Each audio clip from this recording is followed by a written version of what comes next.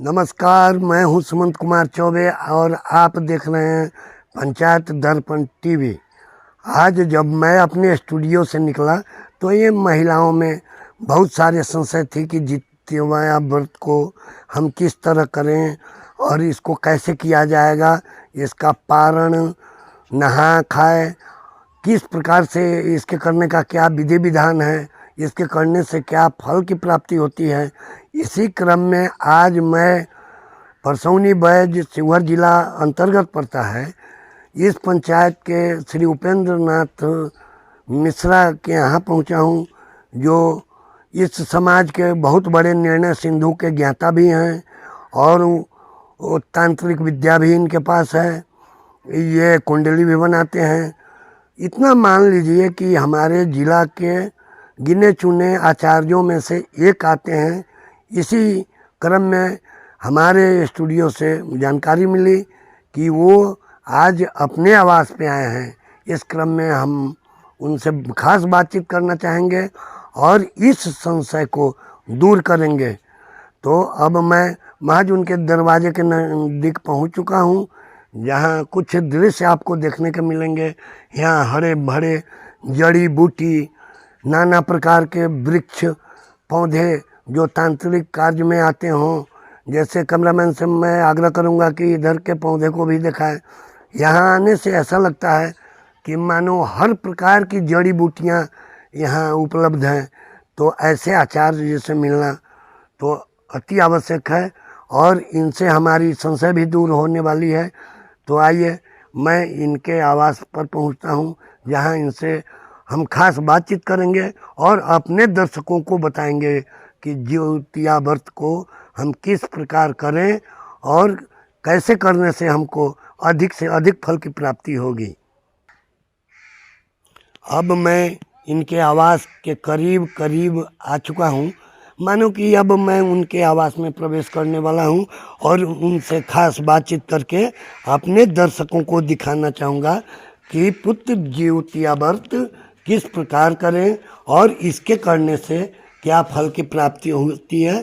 तो अब मैं इनके आवास के अंदर प्रवेश कर रहा हूँ और अपने दर्शकों को दिखाना चाहूँगा कि किस प्रकार की यहाँ व्यवस्था है और हमारे आचार्य जी कैसे यहाँ रहते हैं और इनका क्या विधि व्यवस्था है। तो आइए अब मैं आचार्य जी से मिलने दूसरे मंजिल की ओर चल रहा हूँ।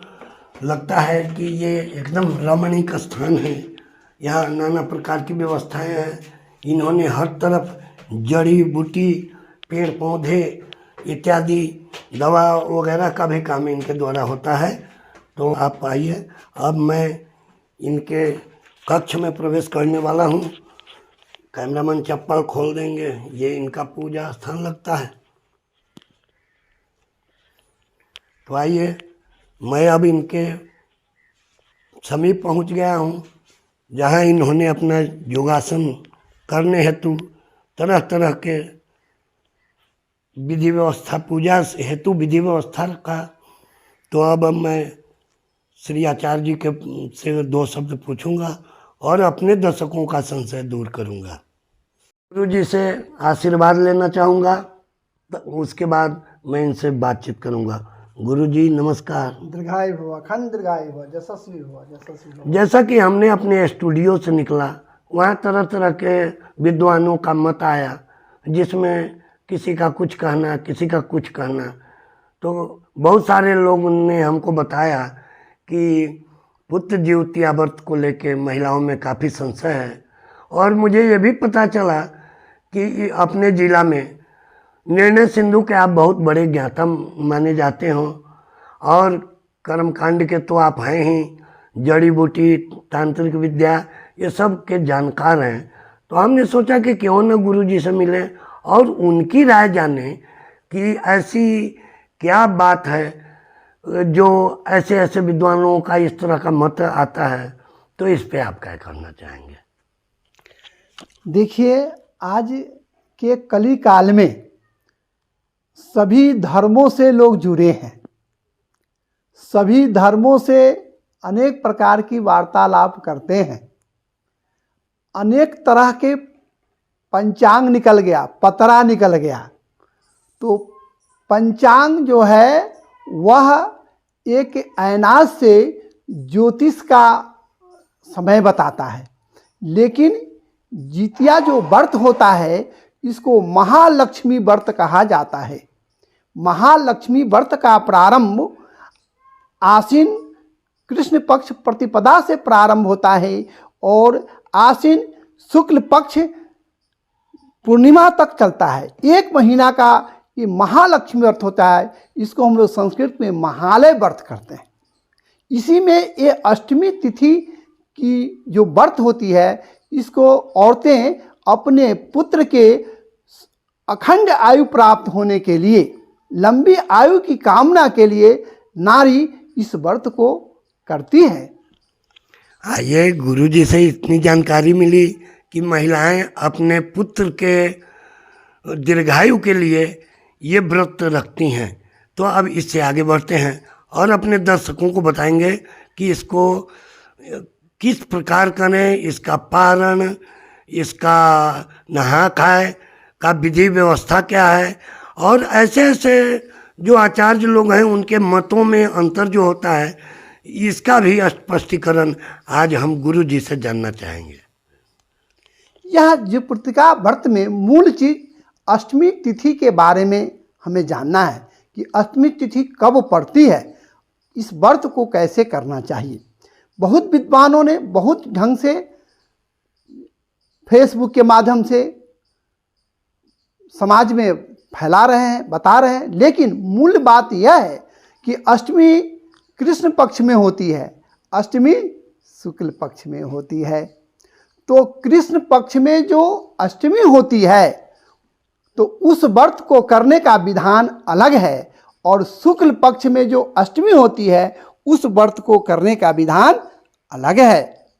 कृष्ण पक्ष में जो अष्टमी होती है उसका निर्णय सिंधु में इस प्रकार है कि अष्टमी तु सर्वमते कृष्णा पूर्वा सीता परा। सीता अष्टमी को कहा जाता है। पूर्वा मने पहले, परा मने बाद में। बढ़ते अष्टमी कृष्णा पूर्वा शुक्ला अष्टमी परा। माधव व्यक्ता एक माधव ऋषि मुनि थे, उन्होंने लिखा है कि सबके मत से अष्टमी कृष्ण पक्ष की पूर्वा और शुक्ल पक्ष की परा होती है। माधव जी ने कहा कि व्रत करने के लिए श्री कृष्ण पक्ष में अष्टमी तिथि को उपवास करना है। पूर्वा माने जो अष्टमी जो प्रारंभ हो उसको सहना है। परा, परा का मतलब हुआ बाद में, अर्थात सूर्योदय के बाद, यानी शुक्ल पक्ष अष्टमी अगर आता है उस दिन नवमी होता है तो वो परा नहीं होता है। तो हमें पूर्वा करना है, परा नहीं करना है। परा व्रत करना है शुक्ल पक्ष में।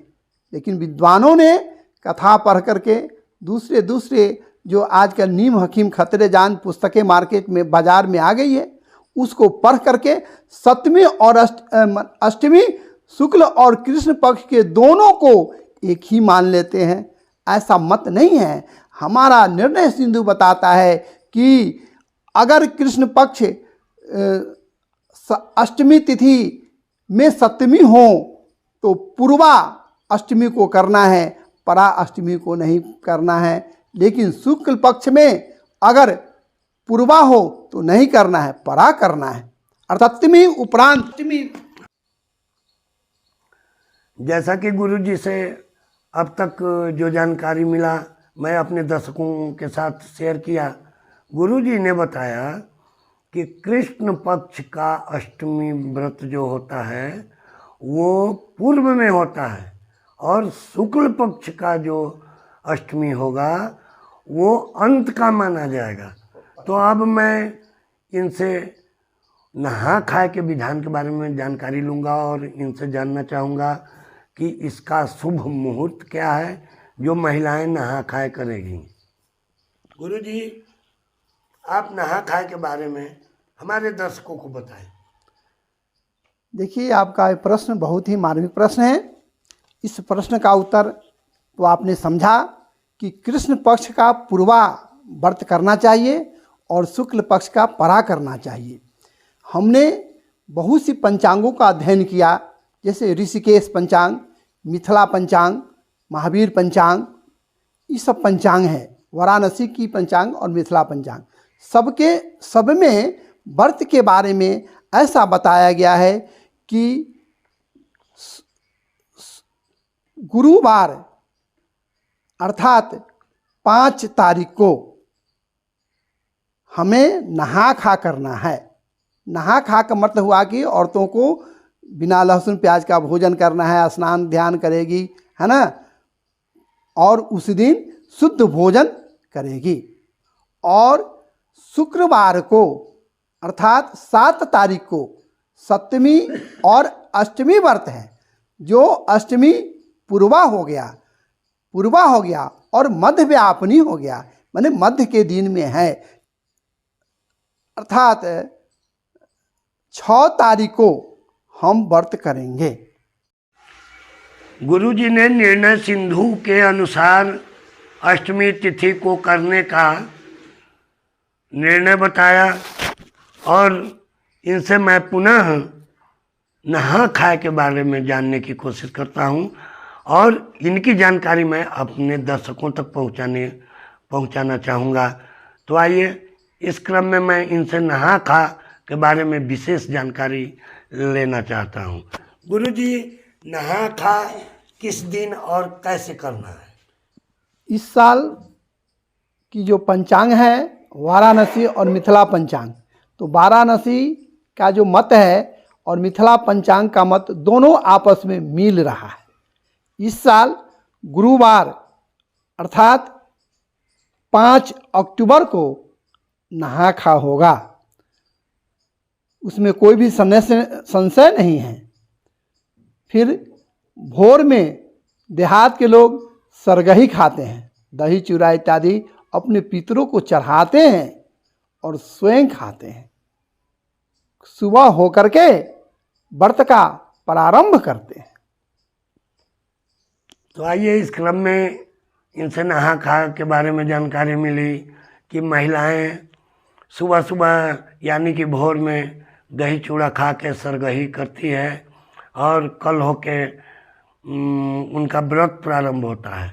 तो इस व्रत के समय में महिलाओं को क्या करना चाहिए, किस प्रकार व्रत को रखना चाहिए, मैं इसके बारे में आपसे 2 शब्द जानने की कोशिश करूंगा।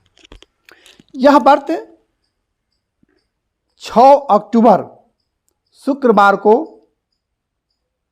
पूर्व अष्टमी में मनाई जाएगी। पूर्व अष्टमी का मतलब हो गया कि जो अष्टमी चढ़ा उसमें, ये कृष्ण पक्ष है।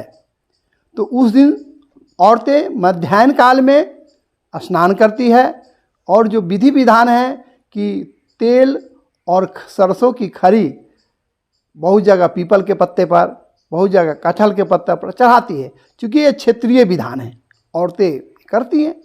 बहुत जगह औरतें दिन में उपवास करती है, रात में अपने पितरों को न्योज दे करके, भोजन दे करके स्वयं करती है। बहुत जगह दिन और रात की उपवास रखती है। ये सब क्षेत्रीय प्रचलन है।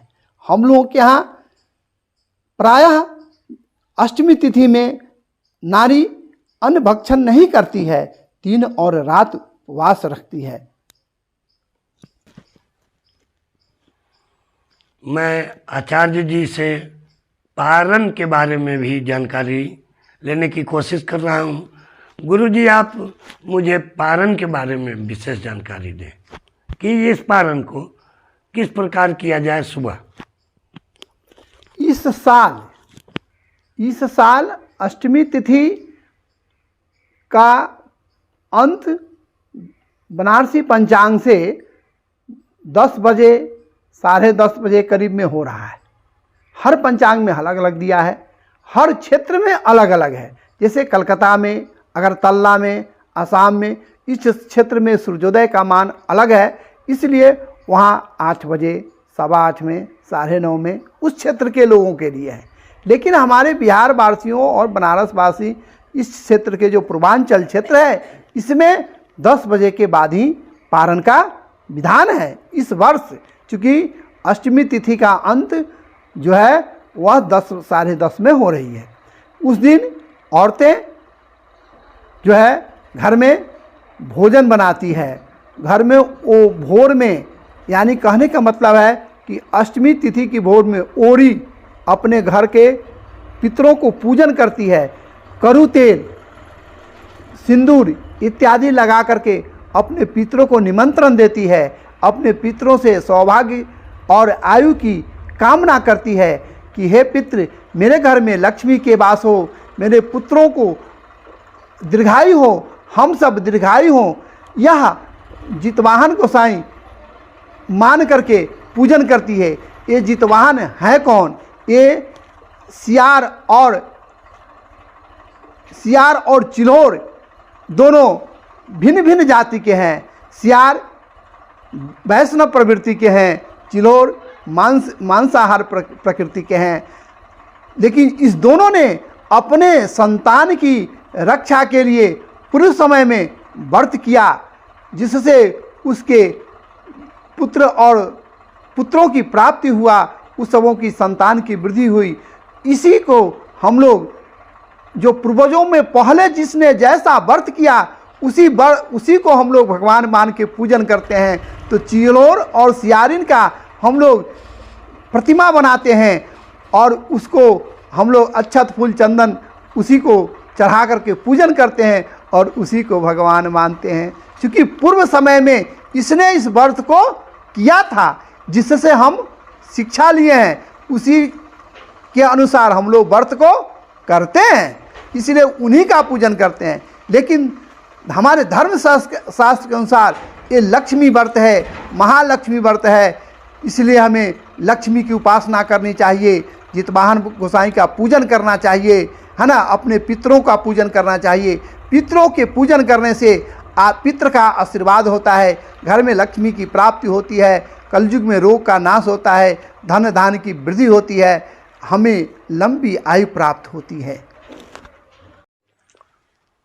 अब मैं पुनः गुरुजी से जानने की कोशिश करूंगा कि स्त्रियां जो इस व्रत को करती हैं, इस व्रत को करने से किस प्रकार के फल की प्राप्ति होती है और इनको क्या लगता है जिसके चलते ये व्रत करती हैं।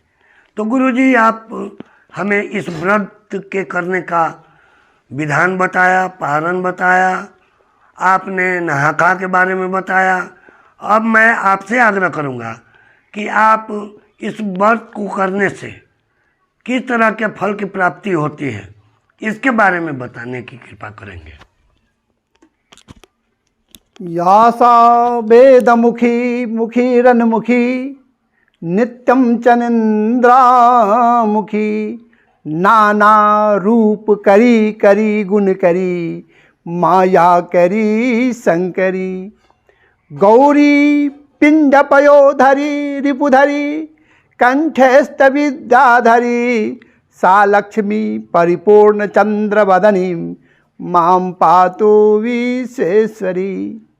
जिस प्रकार विष्णु के अनेक रूप हैं, अनेक रूप में विष्णु और लक्ष्मी हमें इस पृथ्वी पर विराजमान होते हैं, आते हैं, उसी प्रकार भगवान लक्ष्मी विष्णु अनेक कल्प में इस पृथ्वी पर हम कलयुग वासियों को अनेक प्रकार से फल देते हैं। स्त्रियों को सबसे पहले जो अपने गर्भ से जिस संतान को जन्म देती है, उस संतान की रक्षा करना वह अपना परम धर्म समझती है। इसलिए स्त्रियां अपने संतान के रक्षा के लिए, अपने संतान को लक्ष्मी पात्र बनने के लिए, उसके अखंड आयु के लिए ये व्रत रखती है। अन्न जल को त्याग देती है और 24 घंटे दिन और रात, दिवा और रात्रि उपवास करके अपने पुत्र की लंबी आयु के लिए, अपने पुत्र को धनवान बनाने के लिए, अपने पुत्र की सभी इच्छाओं के पूर्ण हेतु यह व्रत को करती है, जो अपना धर्म समझती है। अपने पुत्र पौत्र की रक्षा के लिए यह व्रत को करती है। बड़ी खुशी की बात है कि गुरुजी से मिलने देकुली धाम के बाबा भुवनेश्वर नाथ स्थान के कुल पुरोहित आचार्य श्री भगवान मिश्र जी भी यहाँ उपस्थित हो चुके हैं। मैं इनसे भी इस व्रत के बारे में और इस मुहूर्त के बारे में या गुरुजी ने जो हम लोग को जानकारी दी है इसके बारे में इनसे जानने की कोशिश करता हूँ। गुरुजी, आप ये जो गुरुजी से हमको जानकारी मिली है, क्या इस पे आप क्या कहना चाहेंगे? हम यही कहना चाहते हैं कि कोई व्रत के बारे में कोई अगर संशय होता है तो हम लोग इन्हीं के पास आते हैं और इन्हीं के